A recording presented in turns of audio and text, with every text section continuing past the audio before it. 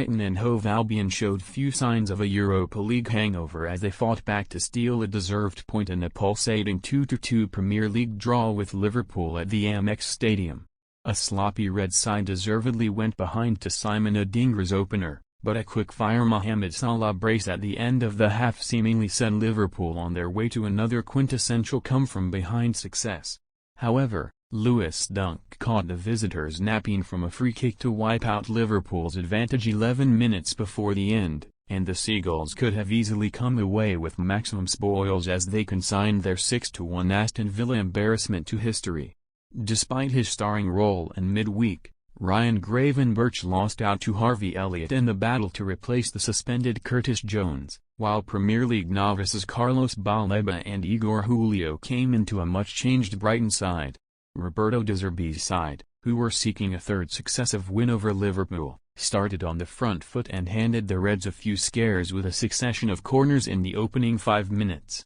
but Jurgen Klopp's charges survived. However, Liverpool would not get away with a horror mistake in the 20th minute, as Virgil van Dijk's attempted pass to ex-Seagull Alexis Mac Allister was cut out by a lively Adingra, who saw Alisson Becker out of position and coolly side-footed the ball into the back of the net from distance. All of Van Dijk, Alisson and Mac Allister, who failed to spot Adingra charging down the former's weak pass, were culpable for Brighton's opener, and Baleba was inches away from doubling the hosts' lead in the 31st minute, surging forward and cutting back onto his left foot before firing wide from 20 yards. Liverpool had been outclassed for the majority of the first half, but after Reds captain Van Dijk was the architect of his side's downfall, Brighton skipper Dunk gifted the visitors an undeserved rout back into the game in the 40th minute. The Englishman's pass out from the back was intercepted by Mac Allister, and as Liverpool drove towards goal,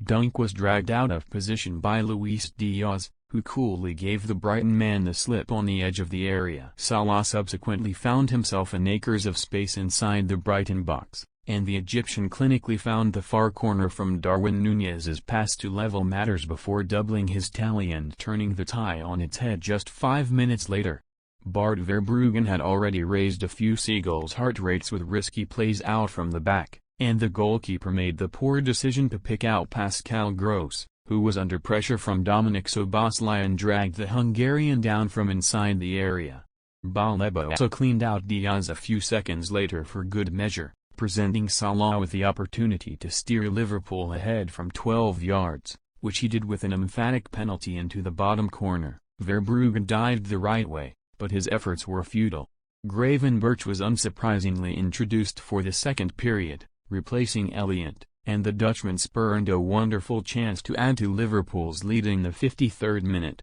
meeting Szoboszlai's cross to the back stick but rattling the woodwork with most of the goal at his mercy. It did not take too long for De Zerbi to make a change of his own, as Jan-Paul van Hecke came on for the injured Igor, and Brighton were up in arms in the 69th minute when the ball struck Van Dijk's hand inside the box, but having hit the Dutchman's thigh first, Liverpool escaped and De Zerbi was cautioned for his protests. However, the Seagulls' boss had his frown turned upside down in the 78th minute, as Solly March whipped in a free kick from the left, and Dunk ghosted just beyond the Liverpool backline to shin the ball home and level matters again. Both sides tried to carve out late openings in the final third, but it was honours even at the end as Liverpool temporarily rise into third in the table above Arsenal, while Brighton stay sixth. Liverpool will return to action with an Anfield Merseyside derby against Everton on October 21 following the international break, while Brighton have the small matter of a trip to Manchester City in 2 weeks' time.